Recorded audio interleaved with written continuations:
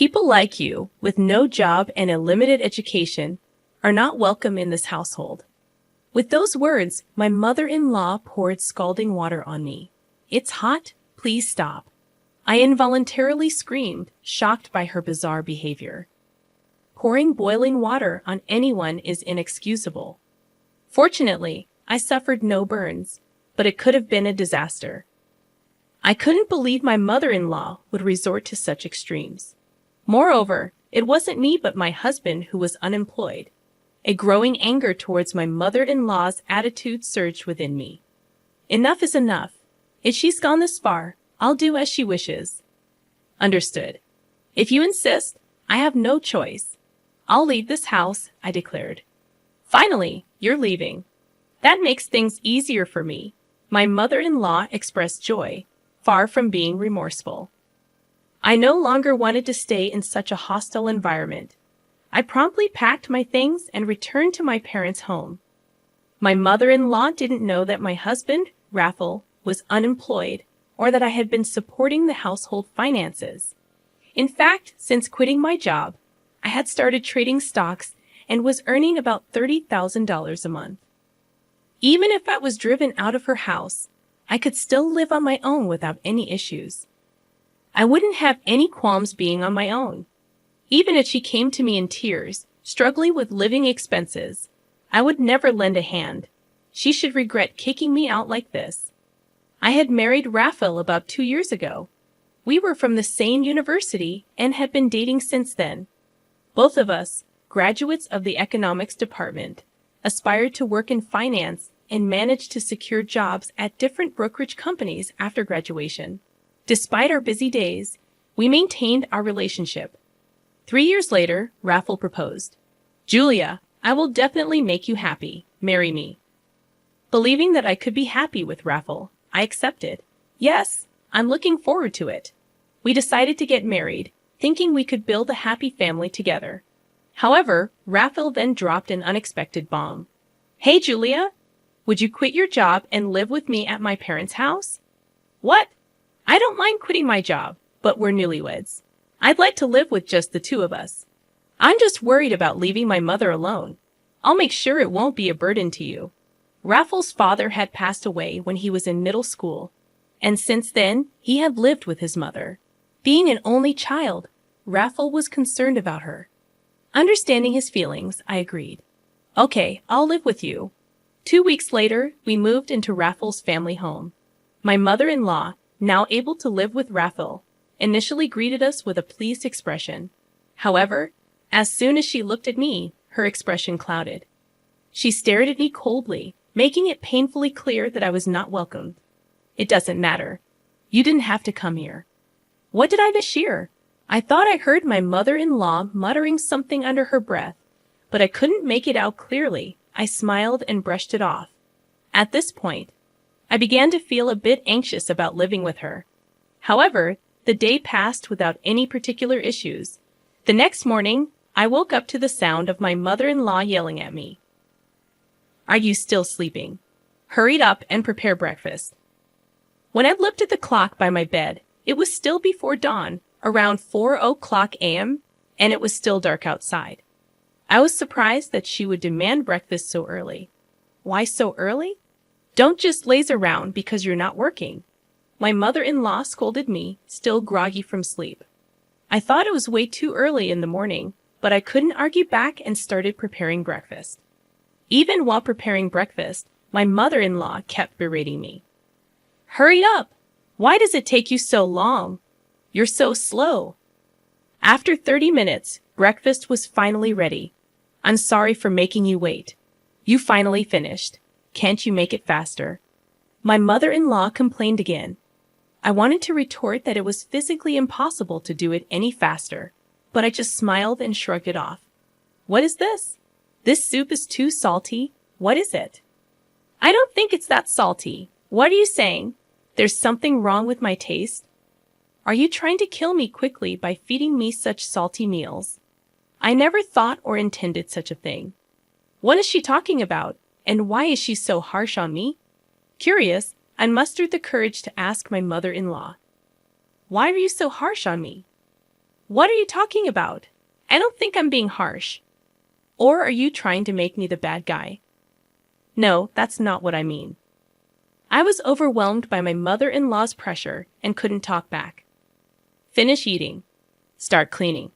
After that, there's laundry to do, so there's no time to rest. Since then, every day, I was continually harassed by my mother-in-law, wearing me down both mentally and physically. While I was cleaning, she would say things like, "You missed the dust in the corner." When I was doing laundry, she'd complain, "There's still a stain." A month after starting to live with her, I felt like I was going to break. So I talked to Raphael about it. "It's about your mother. She's been saying mean things to me every day, and it's hard. Could you please tell her not to say such things?" But Raphael showed no reaction. I was momentarily irritated by Raphael's lack of response. But then I noticed something strange about him. He was pale, as if he had something important to say. "What's wrong? Did something happen?" When I asked, Raphael hesitantly began to speak. "Actually, I've been fired from the company." "What is this? Some kind of joke?" I was speechless, unable to comprehend.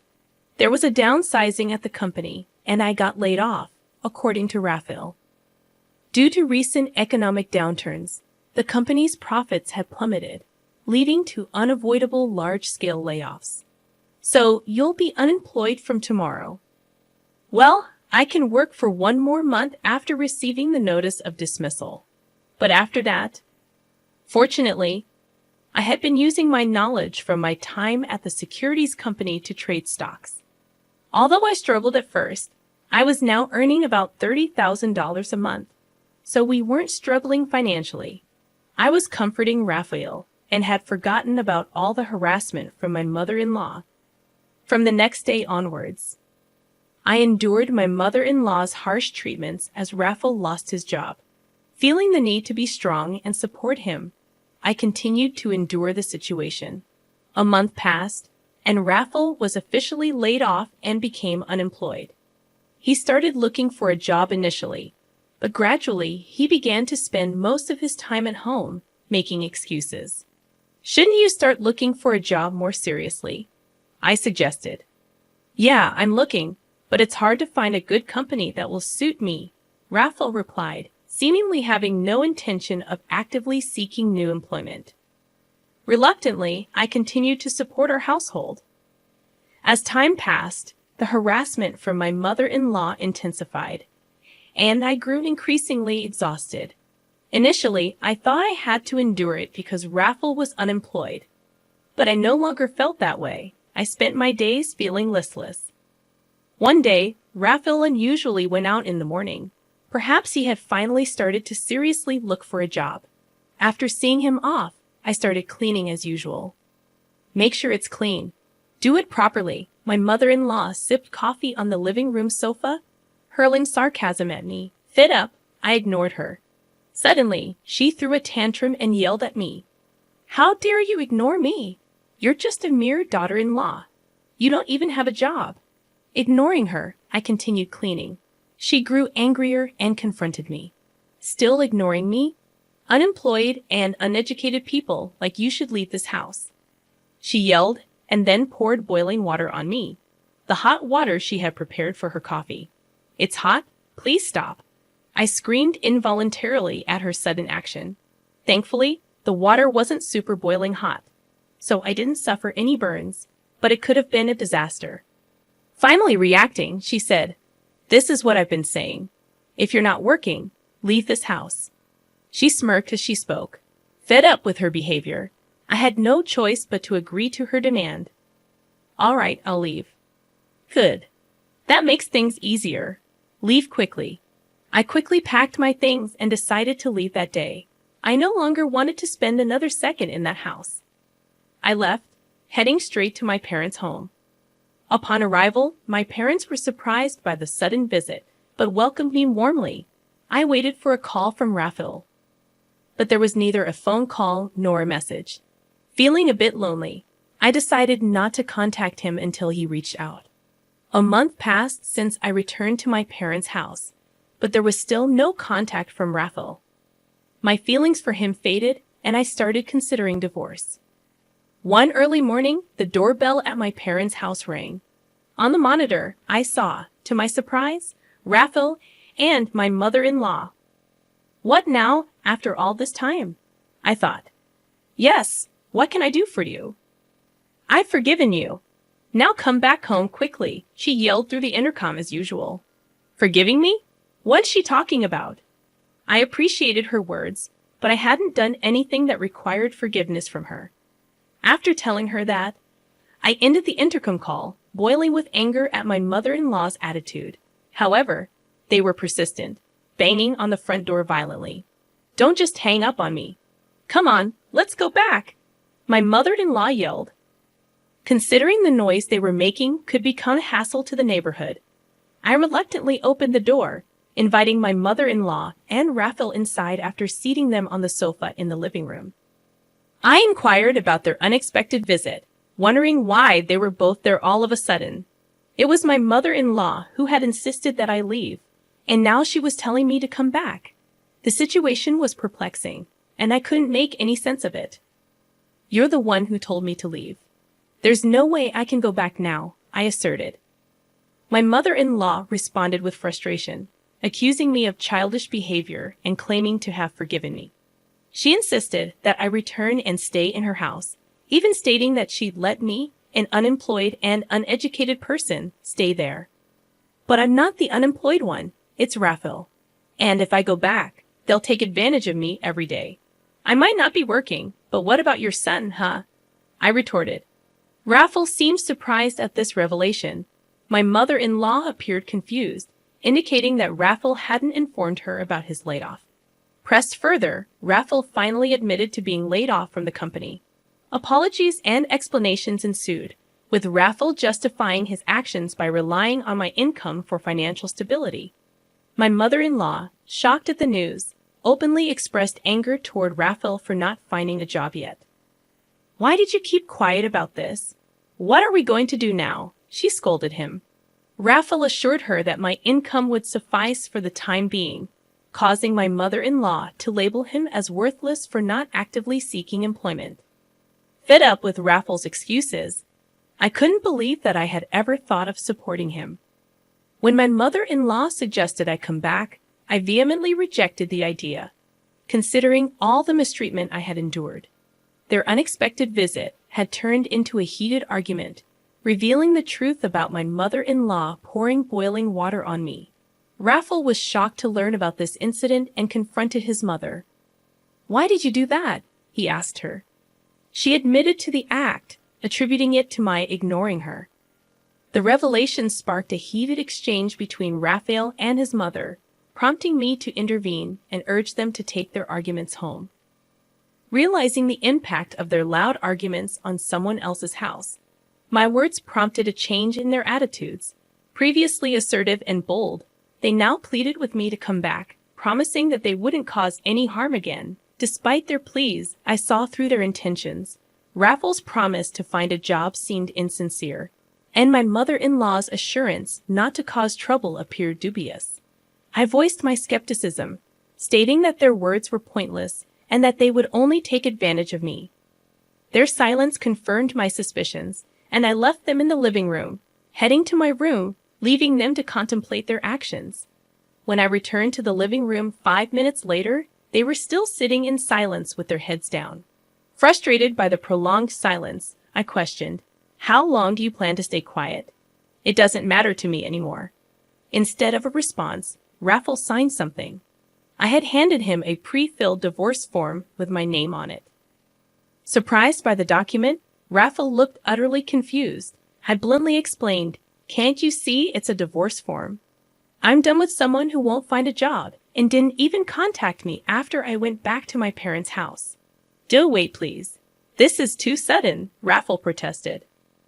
I found his stubbornness irritating, as he seemed oblivious to the fact that his actions were the root cause of our problems. Unmoved, I affirmed, "I've made up my mind.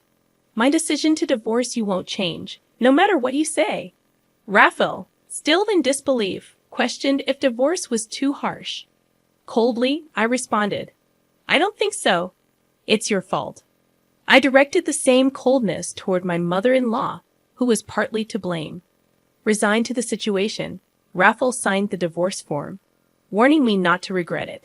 However, I felt a sense of relief, and I asserted that the one who might regret it was Raffle. I'll submit the divorce form. I don't want any compensation. Just go home, I declared, finalizing my divorce from Raffle. Though it may have seemed harsh, it was necessary to escape the harassment from my mother-in-law and Raffle's unemployment. 2 weeks later, while relaxing at my parents' house, I received a call from my ex-mother-in-law. She informed me that the electricity and gas had been cut off and questioned if I had done something. I explained that I had stopped paying for Raffle and her living expenses. Hoping for my assistance, she asked if I could cover it just for the month. I found her request absurd, considering we were no longer a couple and didn't live together. I firmly declined, suggesting she ask Raffle for help, as he had promised to find a job. Unable to comprehend my refusal, she pleaded for help, playing the ex-wife card. However, I remained firm, ending the call and blocking her number. Finally, I severed ties with both my ex-mother-in-law, who constantly harassed me, and Raffle, who had proven to be unreliable. Life at my parents' house became peaceful, and I focused on rebuilding my life. Months later, while checking stock charts on a holiday, I received a message from Raffle. He apologized for everything, acknowledging his reliance on me and the recent job at a factory. Despite the apology, I had no intention of getting involved with them again. Raffle mentioned his mother's continued harshness and expressed a desire for me to come back. Reading the message, I believed reconciliation was unlikely. I blocked Raffle's number. 6 months after the divorce, I started dating a man introduced by a friend. He was reliable, treated me well, and despite the age difference, we connected. While marriage was not on the immediate horizon, I cherished the happy times we spent together, focusing on the present and leaving the past behind.